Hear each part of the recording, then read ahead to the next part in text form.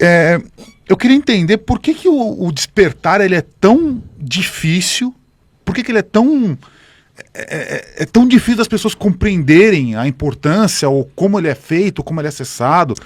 Que eu tô vendo pelo chat, a gente tá com 2.500 pessoas assistindo aqui, e tá tendo um pouco de tudo. Tem gente que tá dizendo que busca o despertar, tem gente que tá falando que é loucura, tem gente que diz que não existe, tem gente que tá criticando os outros, assim, o chat tá meio aguerrido aqui. Que pena. Como que é? Como que funciona isso? Por que, que o despertar ele é tão difícil de ser compreendido? Pega uma escala, uma régua de 100 centímetros, tá? Você tem, no 0, você tem instinto puro. No 100, você tem intuição pura. No 50, razão. Nós todos somos criados como uma massinha de energia, uma centelha divina, né? Que tem o instinto puro. A gente vai por aprendizado.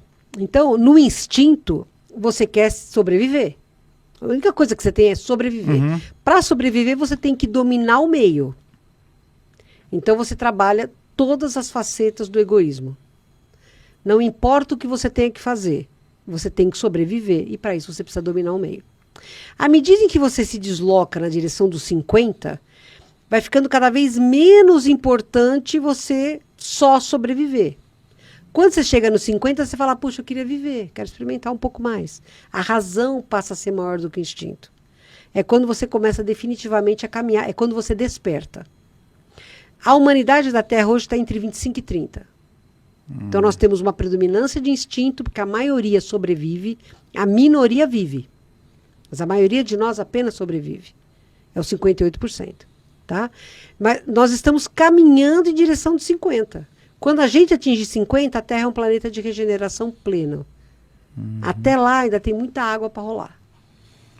Mas isso se dá pela própria condição da evolução da sociedade, né? Sim, porque exato. Quanto mais a gente vai voltando para o passado, ano de 1500, ano, sei lá, século IX, décimo, as pessoas sobreviviam muito mais do que viviam, né? A grande massa da população. Mas olha, pensa bem, o pessoal que está hoje morando, o número de pessoas morando na rua de São Paulo disparou na pandemia. Sim, né? sim. A população foi de 15 mil para 28 mil, em 2 meses praticamente. Então cresceu demais. Mas vamos pensar no pessoal que vive nesses guetos, embaixo de ponte, em comunidades mais primitivas, né, onde o crime organizado é que manda. Pessoal que está em regiões mais inacessíveis. Cada 40 segundos existe uma tentativa de suicídio, existe um suicídio na Terra. A cada 40 segundos. Isso é a estatística da Organização Mundial da Saúde. A cada 40 segundos alguém diz que morre. Fora os que tentam e não conseguem. É terrível isso. Você concorda? Quantas pessoas morrem por dia por ação contra si próprias? Né? Você tem crianças que morrem de fome todos os dias. Então, isso é muito primitivo. Essas pessoas estão muito primitivas ainda. Estão lutando para sobreviver. Essa faceta que segura o planeta. Por que essas pessoas têm esse karma e outras estão aí vivendo muito bem, obrigada? Porque elas plantaram e estão colhendo. Não existe injustiça. A lei é plena, é correta, é justa. Porque ela se baseia no amor incondicional. Então, ninguém colhe o que não plantou. O Chico Xavier tem frases luminares. Essa é uma das que eu mais amo nele. Você só recebe o que é seu, do jeito certo, do modo certo e na hora certa. O que é seu fica com você. Então, esses irmãos que estão passando por essas agruras muito graves, que a gente precisa se movimentar para ajudar mesmo, são pessoas que estão colhendo o que plantaram em encarnações anteriores. Isso não quer dizer que a gente fala assim, dane-se você, seu problema, está recebendo seu karma. Não, pelo contrário. É aí que a gente tem que exercer a fraternidade. Porque fora da fraternidade não há salvação. A única coisa que vai salvar a humanidade terrícola é a fraternidade. E a gente vai conviver, a gente vai ser convidado a viver momentos em que a gente vai testar isso. Se você não for fraterno, você não existe, você vai morrer mesmo. Fraternidade é que vai salvar a humanidade terrícola. Mas aí você colocou alguns exemplos, né? Assim, as pessoas morarem na rua, morarem em regiões afastadas, regiões pobres e tal, áreas dominadas pelo crime. Você está colocando de uma certa forma, então, que talvez a própria condição de riqueza física mesmo, financeira da sociedade, faz com que as pessoas precisem viver no modo de sobrevivência. Então, sim, não tenha dúvida. E veja, com pessoas que nascem com muita riqueza, que conseguem ficar muito ricas, tem que ter muito mais cuidado. Porque se elas não exercerem o desapego da matéria e não ajudarem tanto quanto puderem ajudar, na próxima encarnação elas são as que vão passar fome. São elas que vão viver nos guetos. Porque é tudo consequência. É aprendizado, é tentativa e erro, tentativa e erro. Você planta o que você bem entende, mas você vai ser obrigado a colher tudo que você plantou. Então, nós temos que ser sábios e nos dirigir. Nossas ações têm que ser baseadas na lei da fraternidade. Eu tenho que fazer para o outro o que eu quero que o outro faça para mim. Senão, não rola, você não evolui, você continua que nem caranguejo, sabe, andando de lado. E já chegou a hora de parar. A Terra não vai suportar mais os caranguejos, né? Quem insistir em marcar passo vai para outra escola, de outro planeta, onde vai, da mesma forma, retomar a sua jornada. Agora, a nossa humanidade evoluiu em leis. Moralmente, ela pode não ter evoluído, mas leis evoluíram. O Estatuto da Criança e do Adolescente, o Estatuto do Idoso, os Estatutos de Proteção à Natureza, de proteção aos animais, nós crescemos muito, não só em tecnologia, não foi só a ciência que evoluiu. Filosoficamente, muito foi feito. Só precisam 58% acordar. Se esses caras acordarem, acabou o jogo. Mas pelo que você está falando, a questão financeira do mundo, né, a questão de acesso aos recursos, tem um papel fundamental nesse processo. Sem dúvida, fundamental. Mas agora, por exemplo, o que a pandemia fez foi empobrecer o mundo em pelo menos 10 anos. Desapego. Solidariedade. Foi isso que ela veio ensinar. Os bens materiais são temporários, são transitórios. Você morre, você não leva nada. Mas a solidariedade que você praticou liberta teu espírito. Você tem, o outro está passando fome, divide. Foi isso que ela veio ensinar. Você tem, o outro está passando fome, divide. E agora eu já vi algumas teorias que diz que pode vir uma situação pior que vai agravar essa história aí. Você pode dizer sobre isso? Então, eles dizem que virão... o espanhol em 2016, ele falou assim: vieram os professores brandos, foram mortos, não foram ouvidos. Agora virão os professores duros. E serão 3 ceifadores. A pandemia é o primeiro ceifador. Nem acabou ainda, tem guerra. Nem acabou ainda. nem aprenderam a lição, já fizeram outra. Mas é porque a gente não aprendeu a lição. Porque a gente... Ainda virão mais 2 ceifadores, entendeu? Eu não acredito numa guerra mundial, realmente não acredito. Virão mais 2 ceifadores. A gente sabe que são movimentos tectônicos, de placas tectônicas.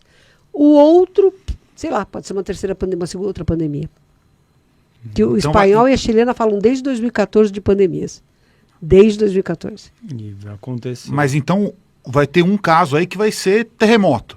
Maremoto ou tsunami. Talvez aquele big lá de Los Angeles, todo mundo está esperando. Mudanças grandes acontecerão. Agora, eu estou preocupada com o terremoto da minha alma, com o tsunami da minha alma, porque é onde eu tenho acesso, onde eu tenho ação, onde eu não estou impotente, eu posso fazer. O que for me envolver, né, eu vou estar no lugar certo, na hora certa, do jeito certo. Então, todos nós, o corpo físico morre. Todos nós vamos morrer de alguma coisa. Nem que seja de panela, mas vamos morrer de alguma coisa. Então eu não estou preocupada com isso. Eu estou preocupada com o terremoto de eu não aprender as lições que a vida tem me trazido.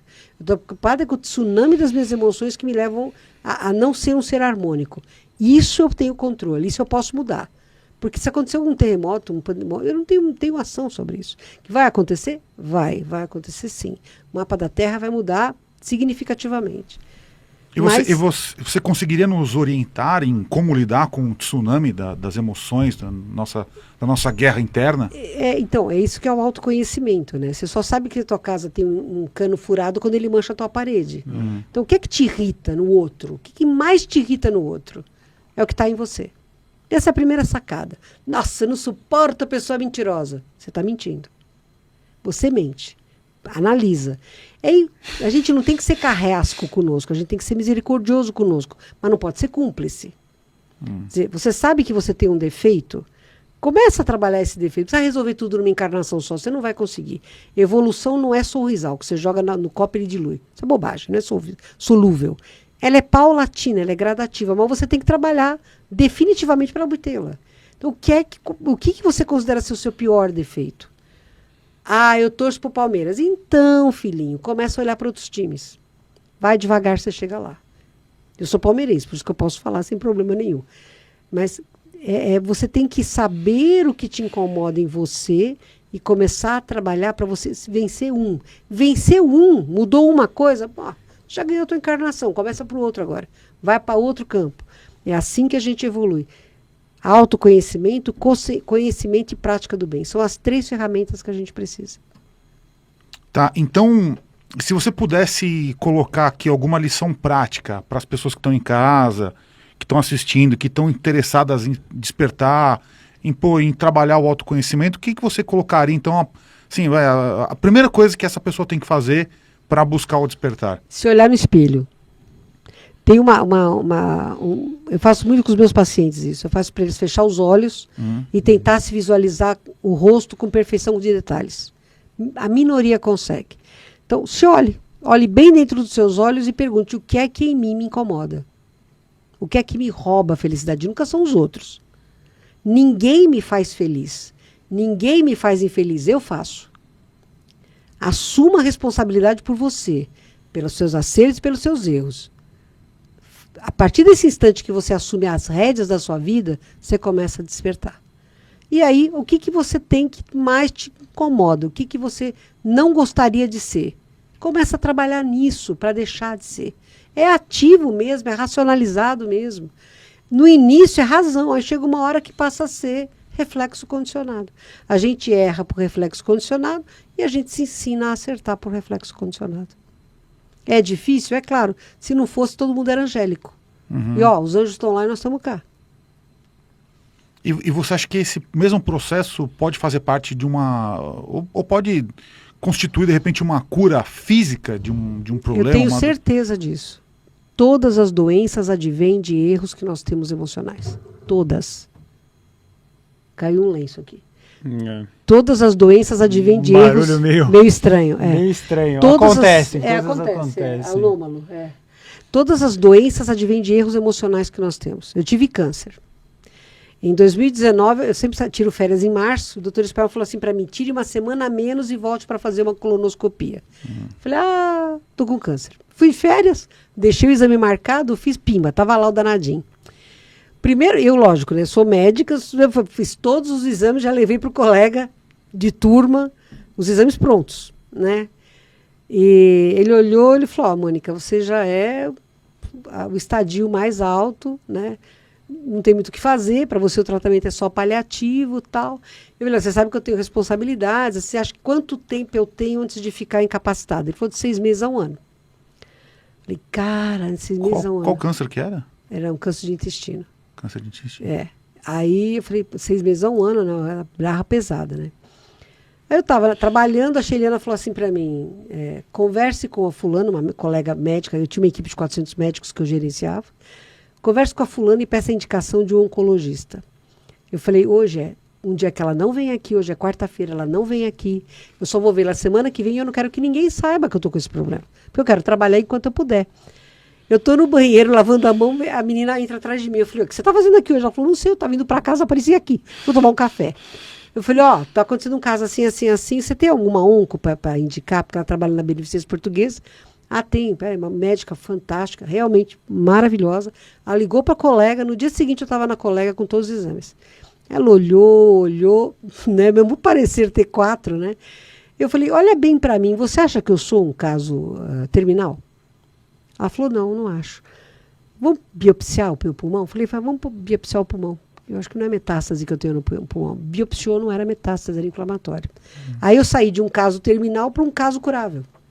Meu tumor era muito pequeno, 2 centímetros só. Aí eu fiz 4 meses de químio e rádio e fiz cirurgias espirituais, obviamente eu fiz sim. Tomei homeopatia, porque tem homeopatia mundialmente testada, chamada Viscum Album, que é muito boa para isso. Tratei o que eu devia, químio, rádio, mudei minha alimentação, fiz tudo o que eu tinha que fazer. Meu tumor sumiu, eu curei. Eu estou há quase 3 anos sem evidência de imagem do meu tumor. Mas eu mudei. Por que dá tumor de colo? Vou falar com a Margarete, porque ela trabalha muito nisso, né? A somatização, Paula, ela falou que você tem medo de ser traída. Não traição homem e mulher.